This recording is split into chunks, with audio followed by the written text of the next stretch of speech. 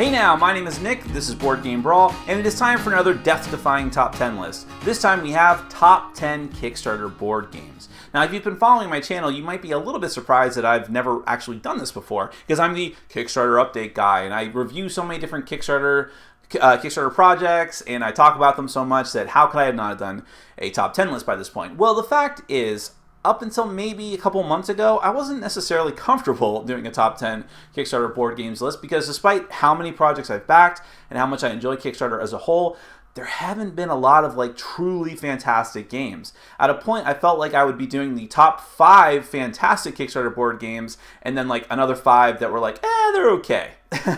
But in the recent months, that's changed. There's been some fantastic projects that have been delivered and that have gotten really great recognition. So now I have a top 10 list that I'm really happy with, and I could probably have done a top 15 or 16 pretty comfortably at this point. Now, the interesting thing about this list, there are other top 10s I've done, like top 10 deck building games, top 10 cooperative games, that I envision doing yearly, because I think that there's enough of those types of games coming out that my tastes change, that I think they're still very, very relevant. For the Kickstarter list, I'm not so sure. It's not just because I don't think there's that many really strong games coming out of Kickstarter every year, but so many companies are using Kickstarter as a pre-order system now. And by the way, I'm not using this as a debate forum for this, because there is no debate on that. That is just the way it is. So many companies just use Kickstarter as a way to front the money for a project that was already going to be published. Whether you think that's good or bad, I'm not debating that here. It's just a fact. So in another 5 years, if I were to do a list like this, it would almost be like doing a list entitled Top 10 Games That Have Been Published This Year by Companies. That's how sort of commonplace it is to use Kickstarter at this point. Now, there's always going to be holdouts. I mean, people say if Fantasy Flight Games was to ever use Kickstarter, that would be the end. That would be the total jump the shark moment for Kickstarter. And there are holdouts from Plaid Hat Games. Colby Dalka, Plaid Hat Games, the owner and CEO and head game designer, has publicly ridiculed and mocked Kickstarter many a time on his podcast and said that Plaid Hat will never run a Kickstarter through that. In fact, he was co-publishing Seafall with Rob Davio, and Rob's plan was to put it on Kickstarter, and Colby pretty much nixed that idea. You want to publish through us? We're not doing that through Kickstarter. Stronghold Games, Stephen Bonacore also really touts the fact that he does not publish any of his games using Kickstarter. They're all self-published through his company, although he did have to go to another company to use that used Kickstarter to publish the Core Worlds app, which will be coming out, I don't know if it's later this year or next year, so it's an interesting way that he skirted the rules on that one, his own self-enforced rules. But nevertheless, I think Kickstarter is here to stay, and it's going to continue to meld into the board game publishing world in some very interesting ways, whether good or bad. So I'll be interested to see whether I can really do a list like this from year to year or even every couple of years. Quick backstory on me and Kickstarter. I only got into modern board games in a hardcore way maybe 2.5 years ago at this point. And I had some of the most popular games like Pandemic and Forbidden Island and Ascension and Magic, of course. I've always played since I was a little kid. But when I found out about Kickstarter, actually my girlfriend at the time had just funded the Amanda Palmer CD project, which was huge on Kickstarter, and I had never even heard of it, and Kickstarter itself was pretty new at that time, so I was let me check it out, see what's going on. And when I looked at the board gaming section, I was amazed. This was in Christmas of 2011 maybe, and maybe 2012, something like that. But at this point, this was when Kingdom Death Monster was on there, and Cool Mini or Not had Guilds of Cadwallon and BattleCon Devastation and 12 Realms.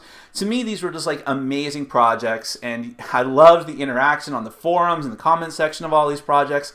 I just loved it. Now, as time went on, I backed more and more and more and more projects, and I started my channel, and I became more distant and removed in my interactions with Kickstarter. I don't comment on the projects that much anymore. I certainly don't follow the comments that much. I just keep up with the updates, even for projects that I back, which it's weird. I wish I was more involved like I could. I just don't have the time right now, and I'm really not backing that many projects that are active at the moment or that have been active in the past couple of months, but I still enjoy Kickstarter as a whole. I think it's a great thing. I think the potential of it is a great thing. It can be misused. It has been misused, but this top 10 list are most definitively 10 of my favorite games that came out of Kickstarter, and I think that it's a sign that Kickstarter can be done, it can be done right, and it can be a very, very good and positive thing for the hobby. So that's the spirit in which I'm giving this to you. So without further ado, let's get to my number 10.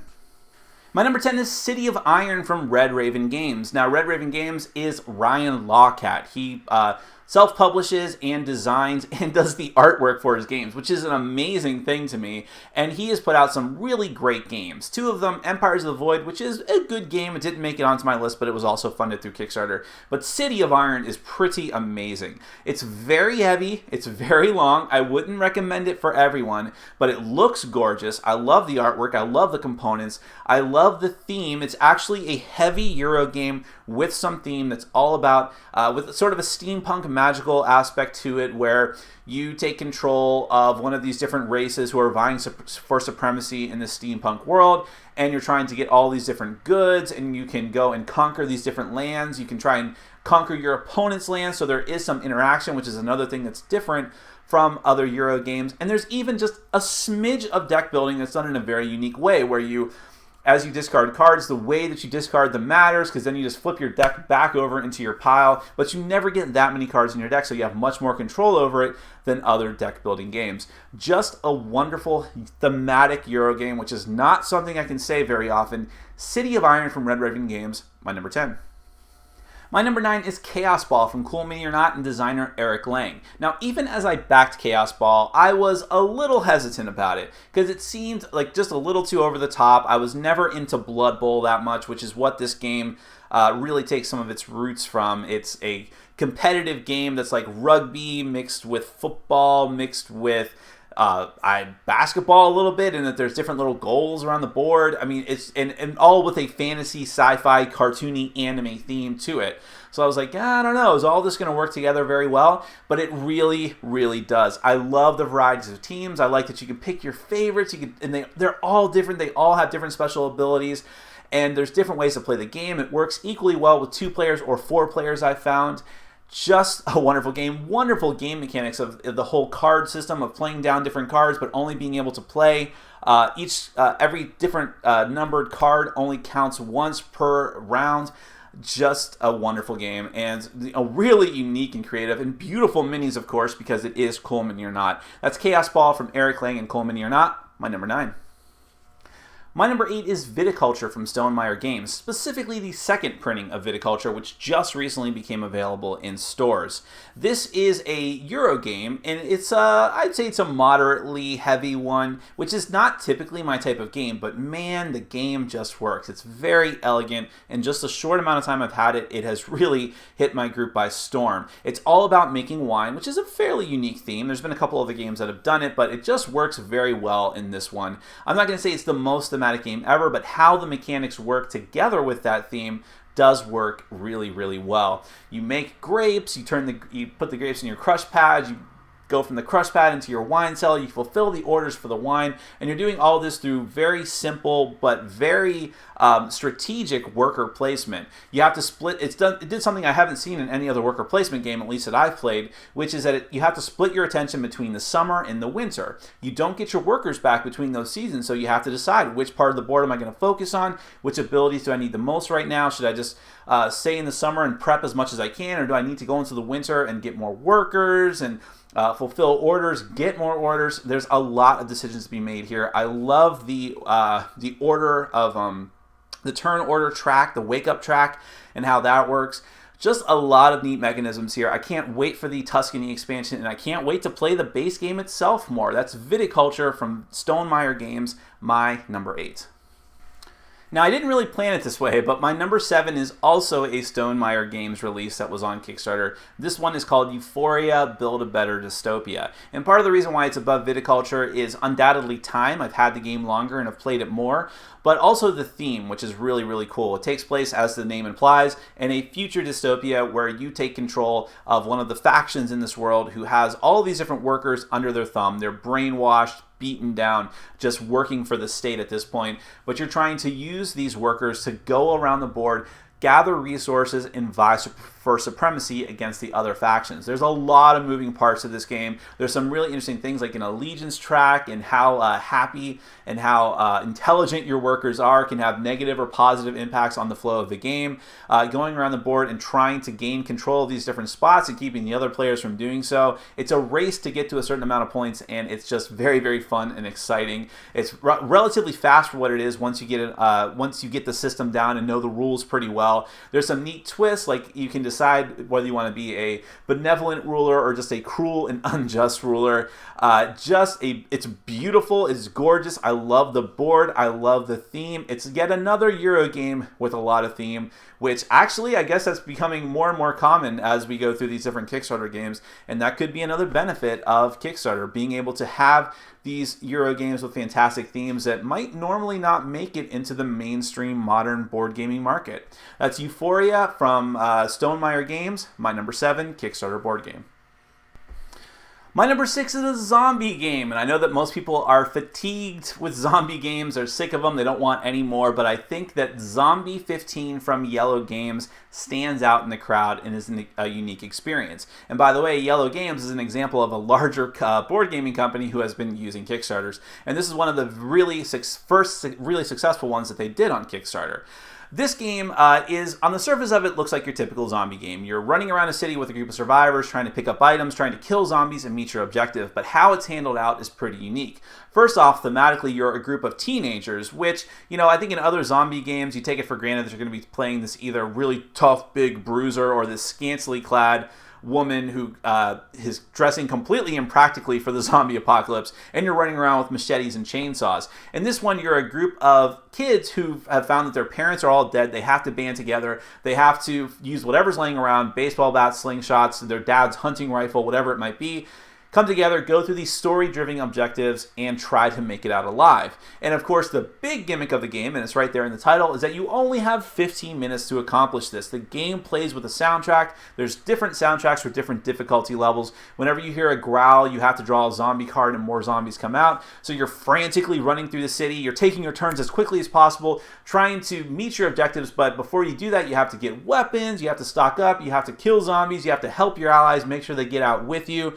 There's interesting elements like the Horde Cup, where once the cup fills with zombies, you have to dump them all out in the space of the active player. It's just craziness, but it's really, really fun. Really stressful, really hard, but fun. One of my favorite zombie games. That's Zombie 15 from Yellow Games, my number 6 Kickstarter board game. Speaking of large board game companies who have started putting their games up on Kickstarter, one of the largest is Queen Games, and they did Lost Legends about a year and a half ago. Lost Legends is a very fun, very tense, and very unforgiving card drafting game with a cool theme. You take control of a group of adventurers going down through a dungeon. Well, that doesn't sound that unique or fresh, but how it works is, the card drafting mechanism, what you're doing with those cards is actually equipping your fighter. So you'll go through one sequence on each level of the dungeon where you'll do the card drafting, equip your fighter with swords and with armor and with magic spells and accessories. And some of those you'll have to turn in for money instead, just so you can fund getting more items. And you're trying to play to your strengths because every character board is just a little bit different. And then you're going to actually go into the different levels of the dungeon and hope that you drafted correctly to take care of the monsters that come out in front of each player. And there's some mean aspects of it where if someone else doesn't have a monster and you can't fight the monster in front of you, you could pass it along to them. And if you don't draft right, you will die horribly. Now, dying doesn't mean you're out of the game, but it does set you back considerably and might take you out of the running, unless, of course, the other players screw up pretty badly as well. Very unforgiving the first time that you play, and it only gets slightly better on subsequent plays, but that's one of the reasons I like it so much. I love the theme. I love the card drafting mechanic. That's one of my favorite mechanics in any game, and I think that Lost Legends pulls it off very well. It needs an expansion badly, and I don't think that the game did well enough to warrant it. But hopefully you can still get a lot of replay value out of Lost Legends, my number 5 Kickstarter board game.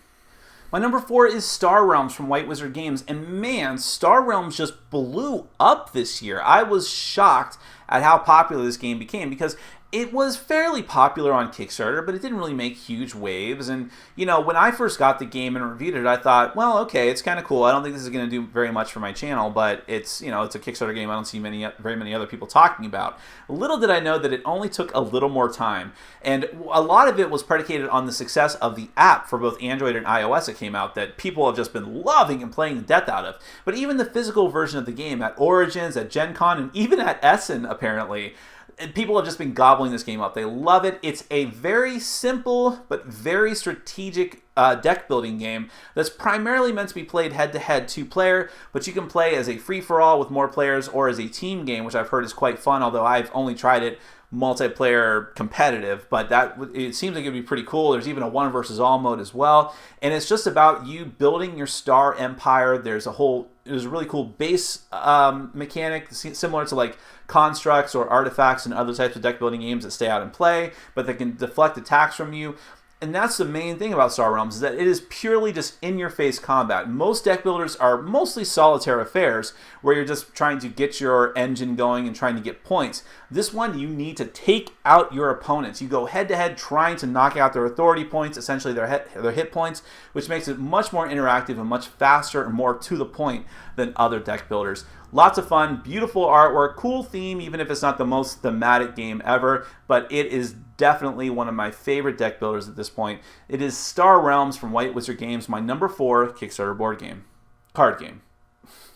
It is a testament to how great my number 3 is, that even though I've only had it for like a month and a half at this point, I have played it so much and enjoyed it so much that there's just no way it couldn't be in my top 5 Kickstarter games. And it is going to be pretty high on my top 100 games list. And that is Arcadia Quest from Cool Mini or Not, and also from Eric Lang, much like Chaos Ball, which was earlier on my list. Now, the idea of taking a group of adventurers and fighting monsters and going through dungeons or even through towns is nothing new, not even for modern board games, but man, the way it's presented here is so cool and unique.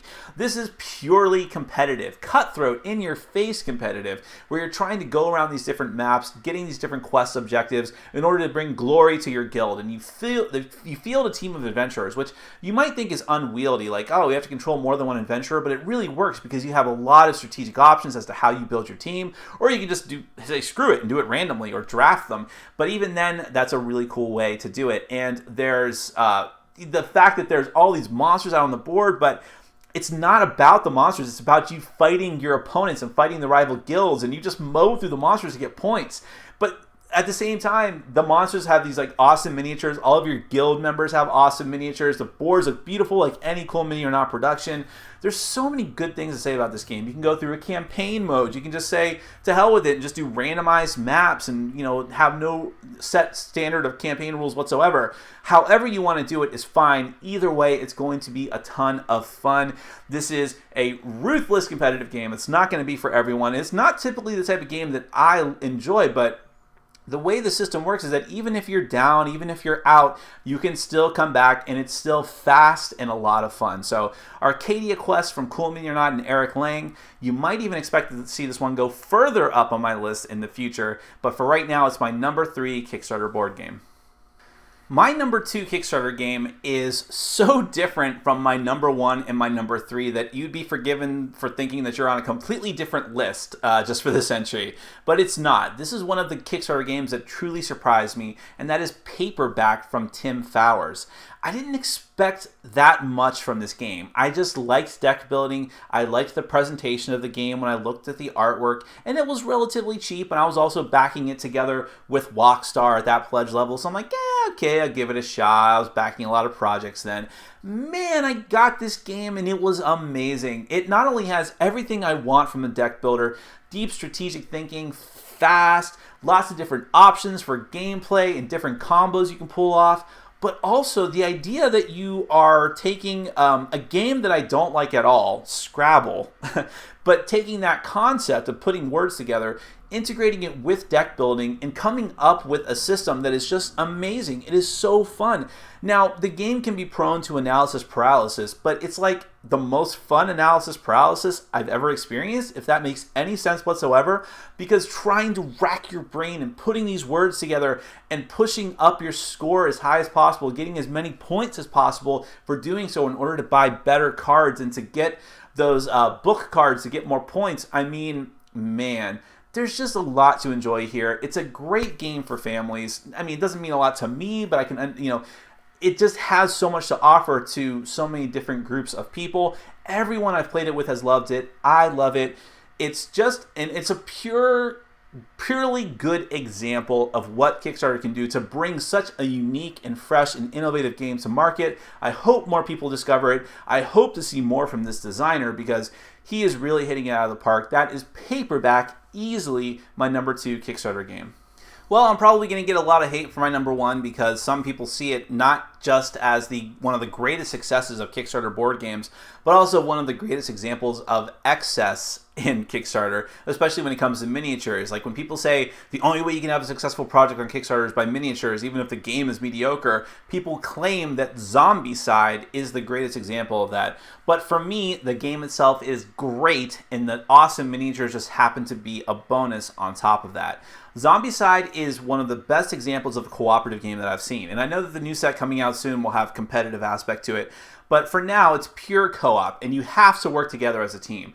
There's not really a lot of hot dogging it in this game because you're going to be overwhelmed very quickly, and it can get very stressful. You start the game off, and you have your modular board out there, and there's a few zombies coming out. There's some walkers, no big deal. Okay, one runner, that's annoying, but it's not a huge deal.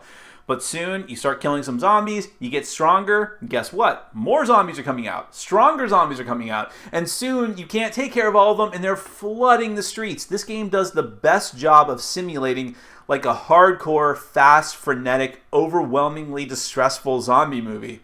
It's not like, Dawn of the Dead, it's not like The Walking Dead where just a few of them come out and it's more about the people. This one is all about the action. This is about putting together awesome weapons, finding like chainsaws and flamethrowers, and just mowing through zombies as quickly as possible while working together to meet your objective. I love the modular aspect of the game. I love that you can go through different scenarios that come with it or that you can find online. You can make your own scenarios. You can make any story you want. It's an experience of a game. I don't typically like those type of games, but the game itself, while simple and while a bit random, is solid. I know that people have complaints about the shooting your fellow survivor thing in another space or the player elimination aspect, but you can really massage over those rules and it's not that big a deal. The good that comes out of this game far outweighs the bad. It's a fantastic game. I don't know if it'll always be my #1, but for now, I just love it and I want to play it more. That's Zombicide from Cool Mini or Not, my #1 Kickstarter board game. Well, that's it, folks. As I said in the beginning, I don't know how often I'm going to be doing these Kickstarter lists, but I know that there are some great games on the horizon. I still haven't gotten Kingdom Death, which might, as I've said over and over again, could either be one of the best games ever or one of the biggest train wrecks ever, but I am hopeful. I'm excited to see more and more of the stuff coming from Cool Mini or Not. I'm excited to see smaller publishers using Kickstarter in the spirit in which it was intended, as with games like Paperback, and seeing what innovative and fresh ideas come out of there. I think Kickstarter is a great thing overall if you just give it a chance, and I am hopeful for the future of it. My name is Nick, this has been Board Game Brawl, and I'm reminding you to get out there and game every day in every way. Take care.